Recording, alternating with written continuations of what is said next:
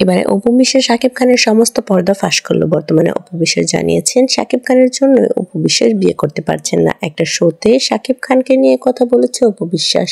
আবার অন্যদিকে একটা ভিডিওতে শাকিব খানকে দেখা গেছে অপু বিশ্বাসের জন্য ডিভোর্স পেপার সাইন করে হাতে নিয়ে বসে আছে এবং সেটা ভিডিও আকারে সোশ্যাল মিডিয়াতে পাবলিক করেছে। একটিবারের জন্য ছেলের কথা চিন্তা করেনি। এই কথা বলতে গিয়ে আবারও একটা লাইভের মাধ্যমে এসে শো থেকে কেঁদেছেন অপু বিশ্বাস। অপু বিশ্বাস জানিয়েছেন, আমি তাকে যতটুকু ভালোবেসেছি আমার মনে হয় না আর কেউ তাকে ততটুকু ভালোবাসবে।